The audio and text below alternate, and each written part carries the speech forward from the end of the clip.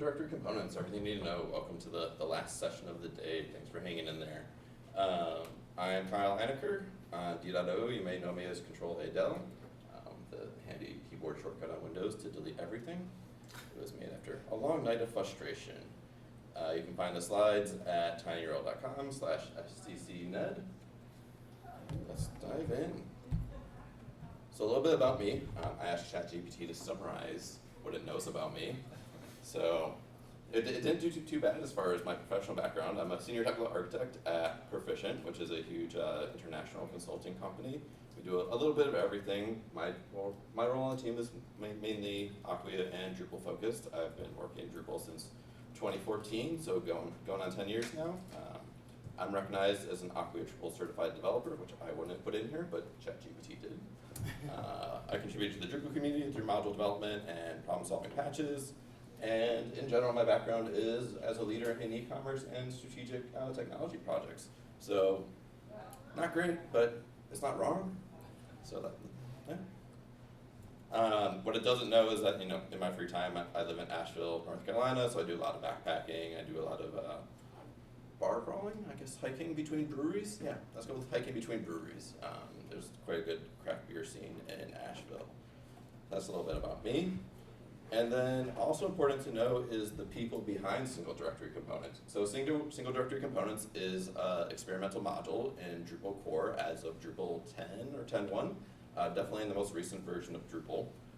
So that was brought to you by this fairly large group of people. It was mainly pushed by Matteo and Mike Herschel, which you may know as that impronounceable name that starts with an E, and M. Herschel, with some help from Lee Rollins, Pierre, Alex Pott, Christina, and Lowry. So a good group of core contributors and core maintainers really helped push this through into Drupal core and make sure that it was available as experimental modules so that we can start building on it. So big thanks to them. And then the question that we need to answer first is, what are we fixing with single directory components, right? Why do we need single directory components? Why do we need it in core? What benefits is it going to get us? So this has kind of been a problem that had been brewing and showing up for a while, but was really hard to identify and nail down. If you've done any Drupal front-end development or theming, you kind of know that it's hard to know what is impacting your front-end sometimes. It's hard to track down what is changing your variables, or what your variables are, or how deep do you have to go to access a variable when you're using it in a Twig file. So that was really the problem that we were looking to solve with single directory components, is how do we make theming more accessible and more straightforward for not only Drupal front-end developers, but just front-end developers picking up Drupal in general, right? How do we broaden who can do Drupal front-end development? And some of the problems that were identified is, like, how is my CSS and JavaScript being loaded? Like, as a Drupal developer, you probably know about the library system, but does a non-Drupal developer? Does a junior Drupal developer?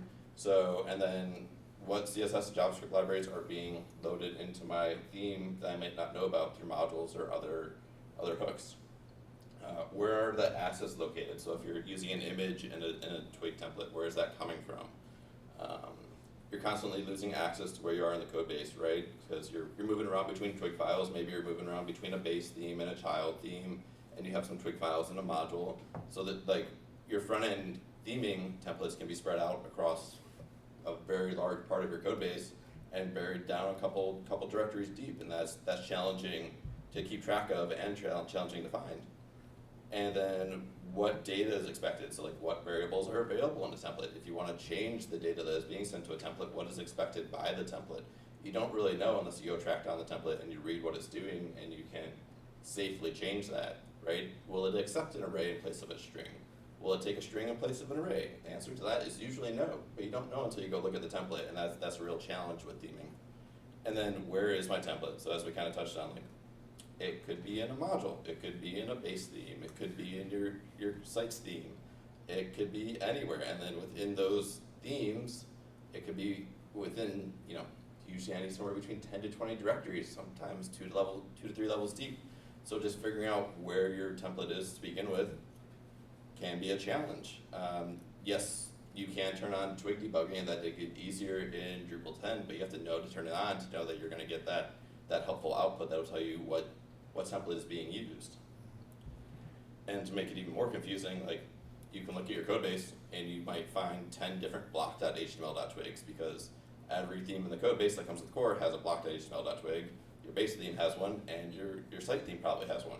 So which one is actually being used? That requires some Drupal knowledge to really understand. So those were some of the problems that were trying to be solved with single directory components, and I think we've been pretty successful at it. So the goal of single directory components is that we're creating components that are reusable UI elements, right? Twig templates are reusable, right? You can import them, you can embed them, you can include them in other templates, but why don't we have a concept of that extends into Drupal itself? Why don't we have a concept of a component? And that's what the goal of single directory components is. Components can have other components in them. They take user input that's defined, like a title, line items, body, etc. And then they're made up of the things that we expect a component to be made up of. They have HTML markup, they have CSS styles, they have JavaScript, and they have metadata about them to tell us a little bit about where we might want to use them, or their life cycle, or what properties to expect, or what libraries they depend on, etc. And then another goal is that this shouldn't be something that totally replaces the current theming in Drupal, right? We don't want to redo everything and replace everything. We want to be able to use components where they make sense, which is largely with your site theme.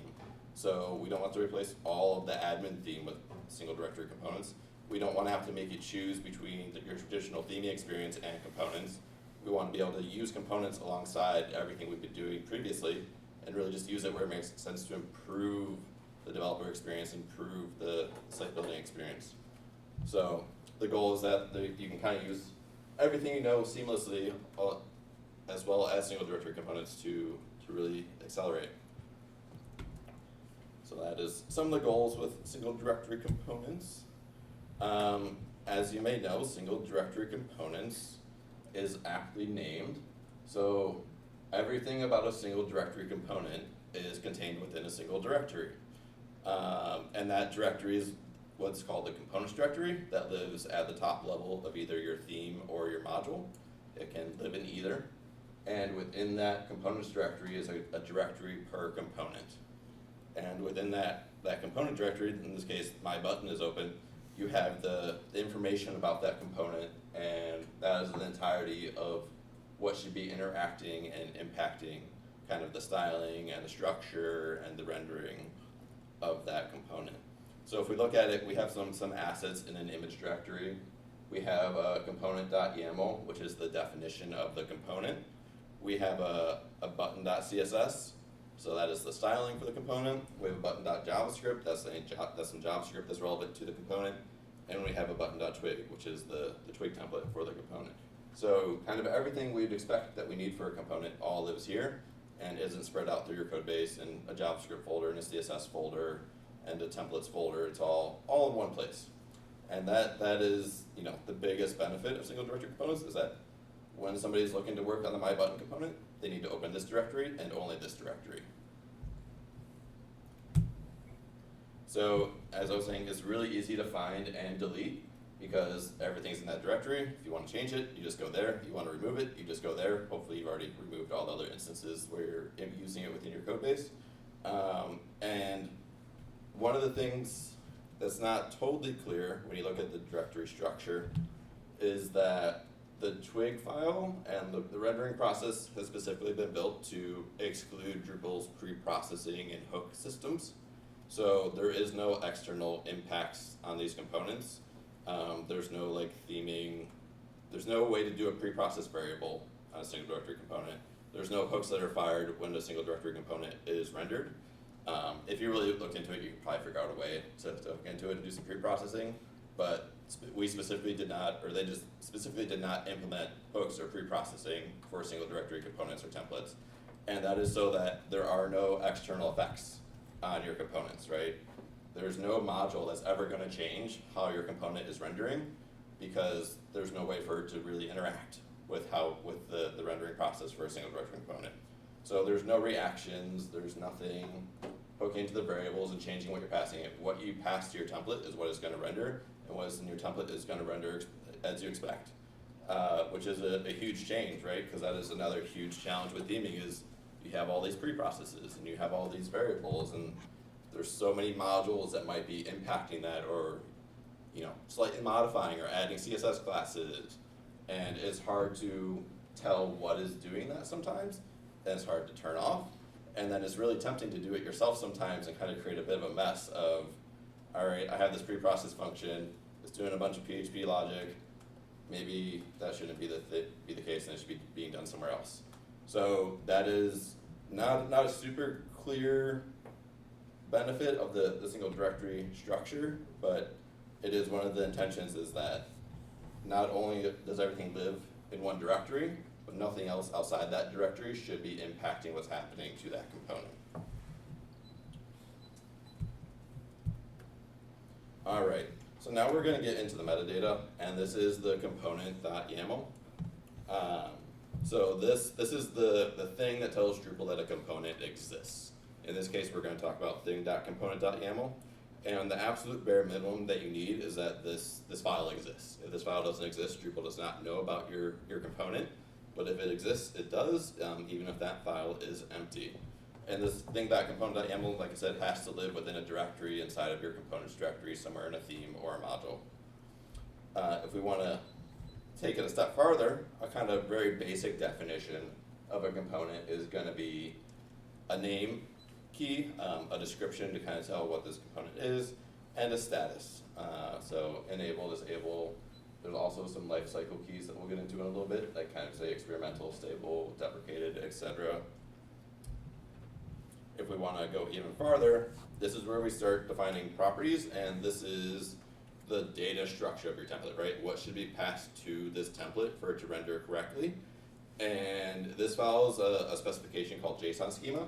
The entire YAML file follows JSON schema, but specifically the properties are a really good example of, like, these are the types that we expect and the keys that we expect, and whether they're required or not, and some information about those properties as well. So you can see, in addition to our name, description, status, and props, we have a type for an object, and then we're passing the properties of that type. In this case, we have a mail property with a title, email, a description, the email property, the type of string, and the format of email, and a minimum length of 3. So we're kind of giving a little bit of information about this property and what we expect the format to be. JSON schema does have some, I think it's 6 basic types defined: string, integer, decimal or float, array, object, and I'm forgetting one. So it has kind of the basic primitives available to it as a type, and then some of the types have special formats available. So like a string, you can tell, I want this to be formatted as an email, and it'll do some basic validation of, does this string match the format of an email? So you can read more about that in the JSON schema specification. Everything that's valid for JSON schema should be valid within a component.yaml. You can get pretty complex. I can't remember if JSON schema is Turing complete or not, but if it's not far off. There's a bunch of optional properties and like conditionals that you can do to really make some complex structures. But in general, hopefully you're not getting that deep into this, and you're kind of just doing top level properties to describe what you're doing. And then there's some examples for mail. I think those might need to be indented one more. So yeah, I think this should be indented with minimum length.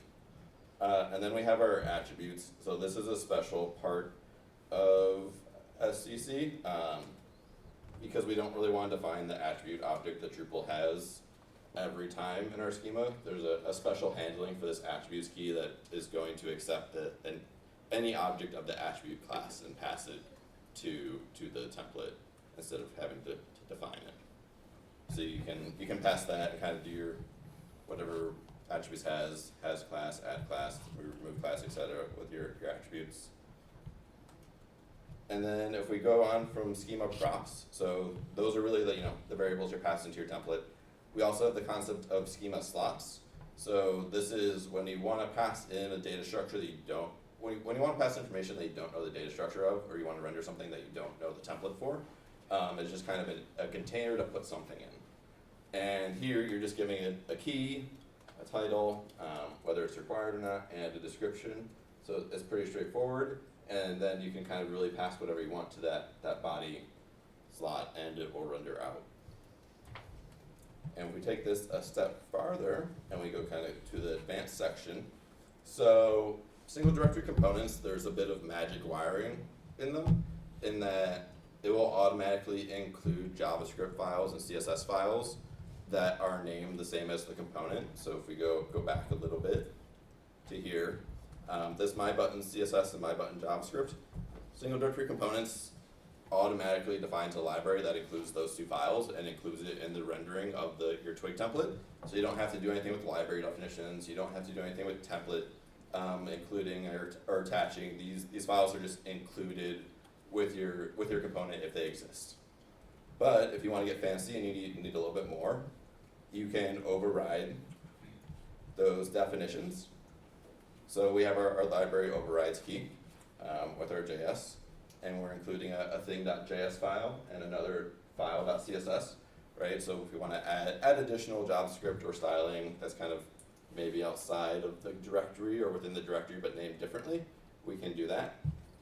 And then we can also do our dependency definitions, so that if you're dependent on any Drupal JavaScript libraries, you can add that here to make sure that they're being rendered onto the page as expected.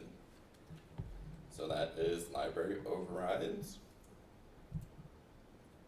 And if you're feeling a bit lost and floating around, there is a full annotated example of component.yaml on Drupal.org, and if we open it up, it goes through all the properties that I just went through, as well as some additional more advanced ones, and kind of describes everything that you need to know about those properties and how to use them.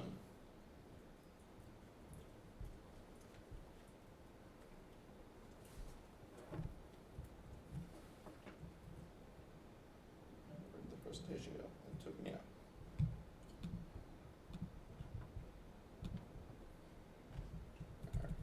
Where were we?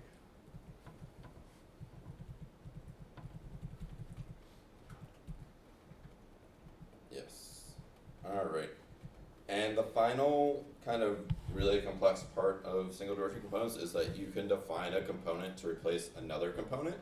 So, and that's done with the replaces key, and you can see here we're replacing thing_module with this component that we're defining here. So this helps in the case that you have a module providing a component, or you have a theme providing a component, and you say, on my site, I want to keep the data structure, I want to change this a little bit, so I want to replace it. So in that case, your schema is required. The component should be considered forked at that point, right? So you kind of have a base that you're working off of, but you're replacing it and making modifications to it so that if it's your needs, you have full control over what can be overwritten. It works everywhere, and only themes can replace other components. You can't replace another component from a module, so there shouldn't really be any contention, I guess, within your site, because you should only have one active theme at a time, even if Drupal doesn't always know what that active theme is. In theory, you should only ever have to worry about replacing kind of 1 or 2 levels deep. So yeah, if you ever need to swap out something that you're getting from a module, this is how you do it with a replaces key. And now for a demo. So I figured we'd go through and we'd just add in and make some changes to some single directory components. There are a couple examples in the Umami theme, and there are more coming. There's a bunch of issues to add in additional components to the demo theme. So the first one we can kind of look at is, we can look at the structure. So we have our profiles, demo, Umami, our theme, and then we have our components directory here. In here we can see we have 2. We have a branding component and a disclaimer component. And these are fairly simple, right? We have a component.yaml, a CSS, and a Twig. So we have our definitions here, our name, our status, our group, and our properties. So we have properties, type object, properties, so it takes a site logo of type string, a site name of type string, and a site slogan of type string. And if we go and look at our branding.twig, we can see where those are used. So we have our markup with our site logo, our site name, and our site slogan. And if we, let's see, take the name here, there's no clean reference. So if we search this for branding, we should find an include statement. So inside of a block here, the block system branding block, we have our block content, and we're using an include statement here to include the single directory component. Importantly, it is prefixed with the source of the single directory component. So the theme or the module that's providing this component is the prefix, colon, and then your component name. So that'll tell it what component to use, and then you pass the content or the data that you want to render through the template. So here you can see we're doing our site logo, site name, and site slogan. Presumably this block passes these all as strings, and we have a with context. So by default, when you do an include in Twig, it passes all the context of that Twig file to the next Twig file that you're including. This with context makes sure that none of the context gets passed down the chain, and you're only passing the variables that you're defining here. And that is why this is with context equals false. Okay. It sounded like you were saying the opposite, but then it makes perfect sense. Yeah. This is a really good way to make sure that your templates aren't reaching out and accessing things that you're not specifically passing it. It can get kind of tricky sometimes when like you're passing your context and a template fairly far down the chain is trying to access something fairly high level, and that high level thing changes, but there's no specific dependency, so you don't know it until it breaks. This with context really just makes sure that only the things that you want are available inside of the template, and you can't kind of break that separation. All right, so we have our usage. There's nothing special about the CSS, it's just a CSS file, and that is it. So this,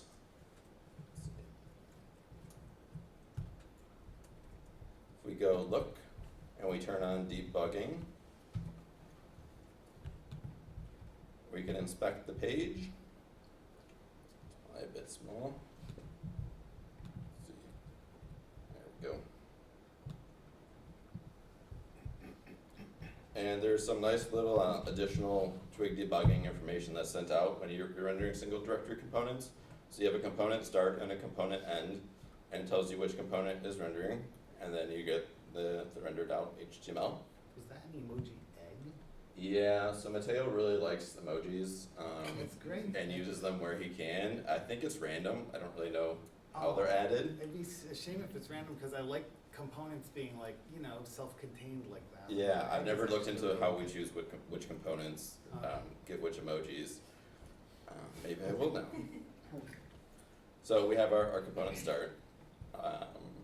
And then if we want to go in and change it, so let's say if we want to take umami, and instead we want to do the netcamp one. I've already downloaded that, so I can do /sites /default /files. What's that name it? Netcamp. .svg. And in theory, I need to clear the cache. There we go. So nothing too special there, right? We're just placing one string with another string. But it does kind of show the simplicity of you can look at the data structure being sent to a template and kind of very easily change it or replace it with a new piece of content that you want to pass into it. If we want to look into a couple more complex examples, there is an examples module, STC_examples. We'll close out a lot of this. So in STC_examples, which is a module, there's a couple of example components, and we look at like my component. It has some JavaScript and some CSS going on here. So we can look at the definition here. We're overriding the libraries here to make sure that there's a dependency on the once from core. And then we have some additional properties. So we're saying there's a required text property, which is this one, is type string. And then we have an icon type as well, which is a string, which is enumerated to one of these three values. So when you have debugging turned on, when you have Twig debugging turned on, and you have the validation library installed, in your repository, if you pass the wrong variable type to a property, it will yell at you and error out on the page, which is really, really helpful, because it lets you know that you're getting something unexpected. So if we, let's see, which file was I gonna do this in? Yes, so if we have a footer promo block, and let's pretend that doesn't exist for now, because we're not quite there yet. Let's plop that in over here. And we refresh the page again. So this footer promo block is this area of the site here. And let's say we want to add a button down here, right? So we take our My Button component and we do a include our module name, so SCC examples, colon, our component name, My Button, comma, and then we pass the data structure. We'll get to that in a second. And with context equals false. You're gonna want an A after the X in examples. Oh, yes, I am. And I'm gonna want to close this correctly. There we go. So the best way to kind of write these is to pull up the YAML on the side. And you can just populate it in. So we have a text, and we can do this is a button, and we can do icon type. Let's go power, and we should get a button rendering now.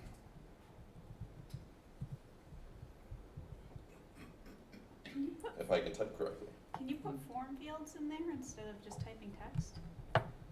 You can pass variables in there, yeah. Okay. So you only have the access to the variables that are passed to the template. So in theory, it looks like this block has a content.field title. We could take that. We can pass that in here for the text. And figure out, I believe it's supposed to be that. Let's check my sample. Yep.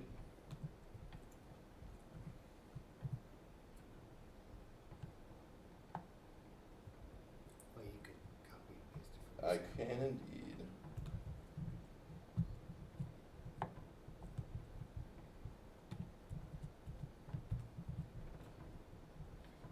And we'll take this. Get rid of this. Nope. Whoa, mistake is somewhere else. You mean the 9:37. curly brackets around title? Round title. Probably not. This is the joy of demos. I threw you off. There we go. So we got a button, and we're using the title from the block. So yeah, you can pass in any variable that you have available in the template to the component. And this button is just has a real simple counter on it. So there's some JavaScript. That's what the JavaScript does. It just as you click it, it counts up. So we can see that has been added to the page, and the emoji has changed. So importantly, you cannot not identify your components by their emojis. It's alright. Alright, so that's kind of a pretty simple how you would include a component in a Twig file. That is, I think, a pretty common use case is you're rendering out a node, you're rendering out a block, you're rendering out a field, and instead of defining how that node or block or field looks within that template, instead you're just including your single directory components into the node template and really passing the bulk of the structure and the work onto the components, and just using your Drupal template as a place to combine the components together in the structure that you want.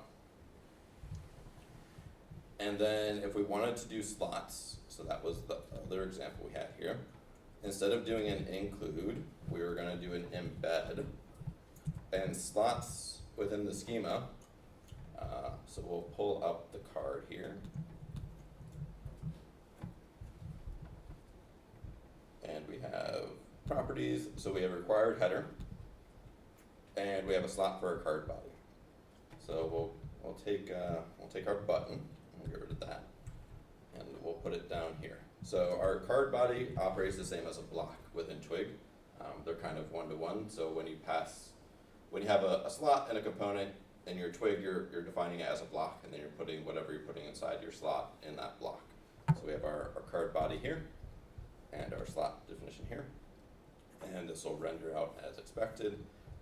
And we should have a slightly different looking component when we refresh the page. Yep, so we have a banner here, with a button inside of It it. still doesn't counter. It does still have a counter. And one thing we didn't show is if you pass the wrong type. So if instead of this being a string, we just, tried to pass 1 to this, the error you're gonna get. Integer value found, but a string or an object is required. That's quite explicit. Yeah, so it's really handy in tracking down those kind of weird errors where the type changes within Drupal, how you're rendering or what's getting passed to the template changes. They can be a bit tricky sometimes too, because sometimes you'll get null and sometimes you'll get a string, right? So if you have no value, you might get null, and if you have value, you might get string. So in that case, what we could do is, let's say, instead of doing the header here, like this one, we could do a default, so that if field title is null, we can do default, this is text, right? And that would make sure that since text is defined and required to be a string, if we get null, it's gonna pass in, this is text instead, and just make sure that it doesn't completely error out. Obviously there's some limitations because the title shouldn't really ever be null, and that's probably a bug in what you're passing to that template, or maybe that field should be required. But it is useful for when those field values kind of change their types within Drupal. So It's always good to have guardrails. yeah. Let's see. Was there anything else I wanted to cover in the demo? I can take a look at the JavaScript. It's pretty. There's nothing special about this. It's just normal Drupal JavaScript. Yeah. Importantly, single directory components use a .twig instead of a .html.twig. I don't remember exactly why that is, but it is expected that it's just .twig and not .html.twig. Interesting. The components are part of a module, is that right? A module or a theme. Module, okay. Yep.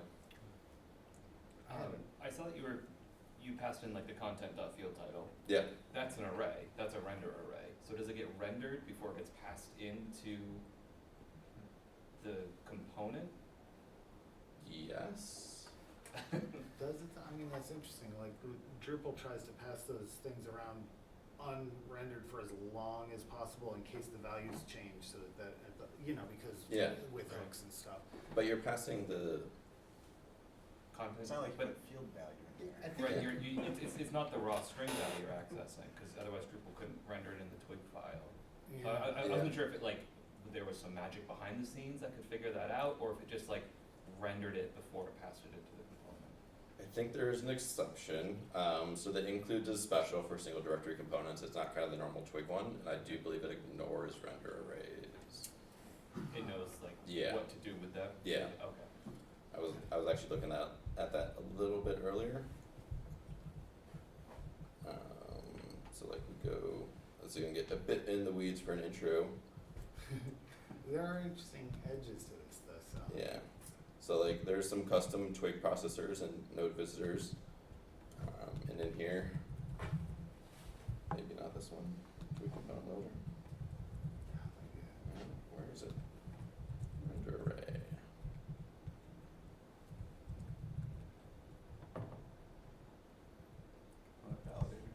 Yeah, something like that. Right. There's some handling, some specialties to make sure that render arrays kind of behave as Just expected. get passed through. Yeah. Right.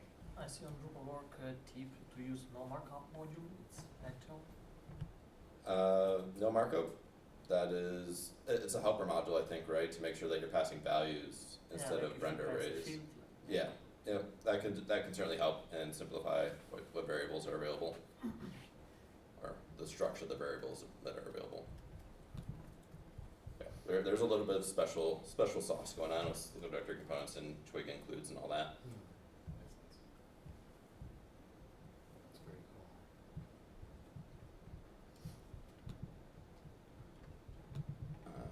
This was not where we were at. This is where we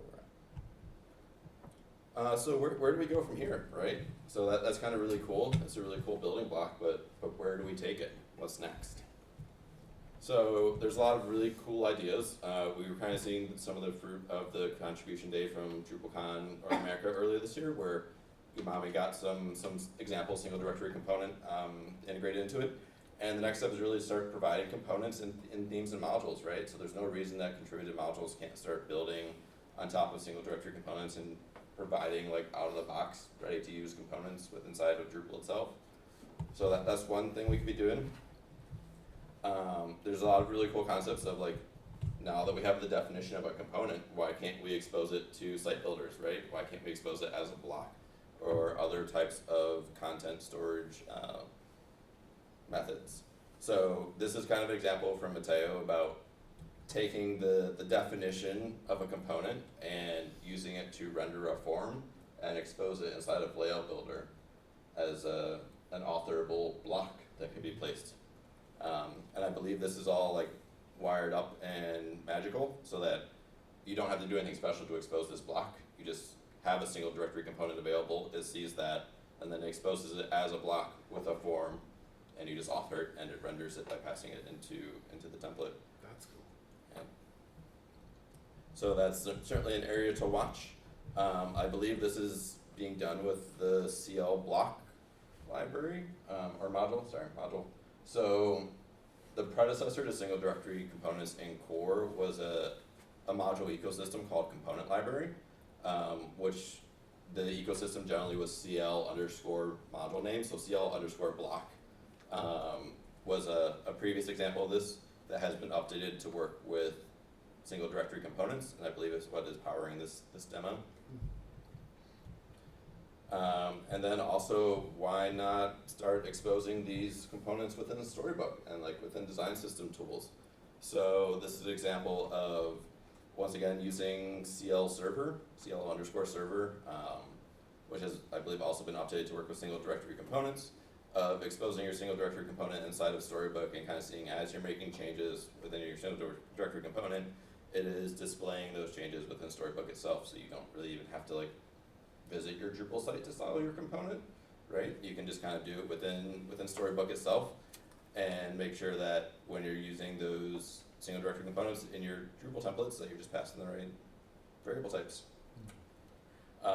I've done a little bit of this, not with single directory components exactly, but another internal tool that we're using, and it is a huge accelerator and like a huge benefit. Like, not only do you end up with a storybook definition for all of your components at the end, but also it definitely lowers the barrier to entry for developers that aren't familiar with Drupal, right? If they don't have to have a working Drupal local, if they don't have to know how to author content, if they don't have to know where your component is showing up on the page or on the site, they can just fire up Storybook and start changing Twig files and changing schemas.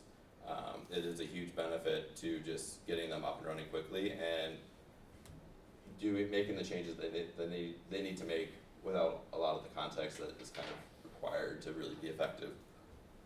So those are some generally just cool areas to keep track of, and some ideas about where we might be going with single directory components. There's a lot definitely going on. There's also talk of rebuilding UI patterns, UI suite on top of single directory components. That's a module ecosystem that's been doing something similar for a while now. It's always been kind of out there, but hasn't seen, I would say, majority adoption. It's being used, but it's not our default approach right now for components. And once they build on top of single directory components, it might be the default that we move forward with. So yeah, there's a lot of activity and some resources if you'd like to follow up. A lot of the activity happens in the components channel in the Drupal.org Slack, the Drupal Slack. There's some pretty good documentation for SDC out on Drupal.org, including the quick start guide, your annotated example that I walked through, and some more just general gotchas or starting to use single directory components and how to think about them, etc. So make sure to visit that documentation. there's a link here in the slide of Mike Herschel converting a Drupal template in, I believe, Umami, or maybe it was a Florida camp site to be a single directory component.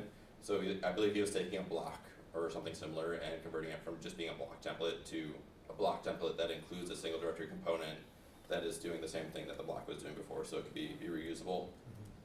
So that's an interesting video to watch. And then yeah, there's the SEC examples module that we just walked through. So those are all great resources to check out if you're interested in using some single directory components. And that is it. Any questions? Any special considerations for caching that need to be considered for these, or do you just let the parent, whatever is including that, handle the caching? So I would say the same ones that apply normally within Twig, right? So if you're going real deep down and you're going through entity references, you want to make sure that you're caching appropriately, but otherwise, like, I work within normal Drupal templates that should behave the same. How or does this work well with SAS? So CSS files aren't required, so you could build down to one CSS file, or you could build down to individual CSS files in your components directory. So I would say it's compatible, right? You can have a SAS file in your component directory, have your SAS bundler bundle all up into one CSS file from your theme. That'd be fine. It wouldn't be optimal because you'd be delivering styles you don't need for the page. Or you could have the SAS spit out CSS file within the directory itself. So I would say there's nothing that different about it. Just an architectural or technical decision on whether you want to be serving one big CSS file or an individual one per component. Or could you have the SAS in the component and then just, you're saying like if Yeah, I would. it's a SAS source wherever your components are, and then it just like aggregates and spits that out with the rest of the. Yeah, I would definitely put your SAS file within the single directory component directory, and then what you do with it with the build process is up to you. Right, because you'll still need to tell your single directory component where it's looking for its CSS within itself. So it's looking for the compiled thing. So if you're sending it out of there somewhere, you know, when you compile it, then you would point that at whatever that destination is, if it was one big file or something. That seems weird. I mean, if you're building down to just one big file, you wouldn't have to point the component at anything, right? You just have to Right, make sure 'cause it's it's already included loaded. on the page for Right. everything. And then if you are trying to build down to a component CSS file, then you'd have to make sure it's named correctly after build. Different philosophies of like how you do it. I was gonna ask about something which was the required attribute, right? Like it seems to be different for props and slots. Yeah. Like I couldn't find a single slide where it showed both of them being different, but like maybe in the example code somewhere. I feel like you didn't address that, so I kind of noticed it and I was wondering about that. Yeah, so I think that is due to the properties key. I think we can scroll back here a little bit. So you're talking about, it's required Well, here. slots required true. Yeah, it's right next to the, But for the under title. props, and I don't think it was in here, it was in the, it was just in the other examples when we were looking Yeah. at source code. But it would be something like, it would enumerate, Which which properties were required as a separate key. we'll find one here. Yeah, so this, Yep, Yes. So- It's outside the property. yeah. I believe this has to do with the fact that the props key is using largely JSON schema to define its structure. Whereas slots they're still valid JSON schema, but they're being used to, represent blocks within Twig. right. So they're a little bit different, as far as what's being passed and how it's being validated. Very cool. What about like, if you, like, how does it, say you were making a component within a module and it had like form API stuff, and I'm trying to think of something that's like more intense, like more complicated, and how Drupal handles it is a little bit more going on. Like, do you ever hit like something that's too much to jam into a component, or is it?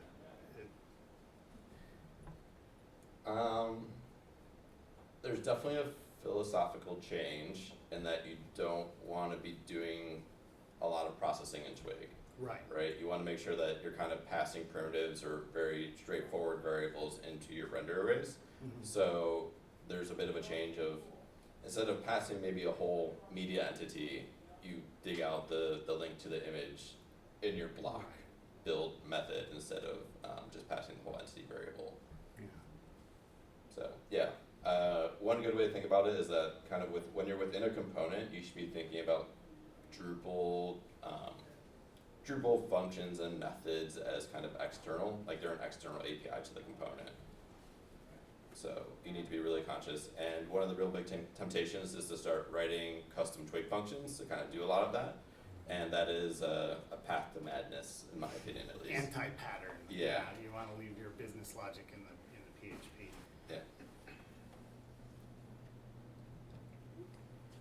When you're talking about like in your theme, if you wanted to override one of the components from this module, Yep. you'd be including it with the theme name as well, right? Like instead of using the module name, you'd switch where you're including it. So like, would it really be overriding, or you just be selecting a different component? I think you would still do the original name. Okay. But Yeah. then it would just override. Yep. Okay, cool. Because then when you override it, and like let's say you're overriding something provided by a module, right? Like a module provides a banner or something, and you want to say, this is close, but I want to change the structure of the banner a little bit. If it has a template that's referencing the component that it provides, then it would still be referencing the module name. Yeah. So by replacing it, you're saying even this module's like use of its component is being replaced by the theme.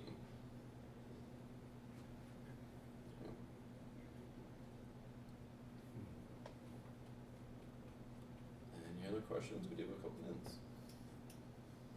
If you wanted to override a Twig file from one of those, you would have to include it as like an overridden component, right? You can no longer just like override a Twig file like you could traditionally. Right, yeah.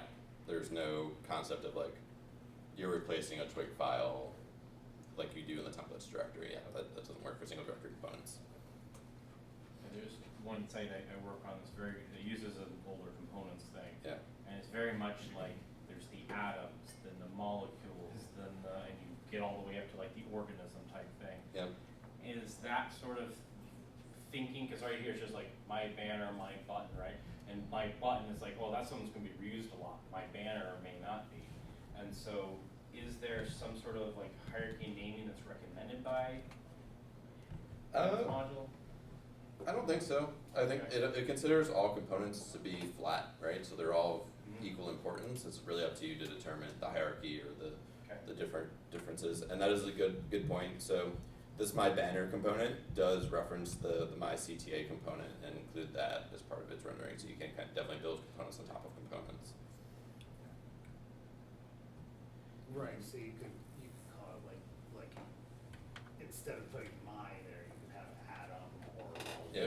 There was just like subfolders underneath it, and it came in really handy when we were doing like accessibility stuff. We needed to change something, and I changed it in one, and it just rolled all the way through everything. It was really nice. Yeah, I would definitely say single directory components are very friendly to kind of building atomically and building up to molecules and organisms. And you can, in terms of the folder structure that you keep your components in, it doesn't have to be all in one flat place, because they could come from anywhere in the, you're saying they could come from themes or modules or whatever, but like within one place where you're defining your components, like let's say it was a theme. Yeah. Then within that place, are they all sort of at the same level of the file system hierarchy, or I can believe you you nest can. them? I believe within the components directory you can create nesting directories. That would help you with what you're Yeah. talking about.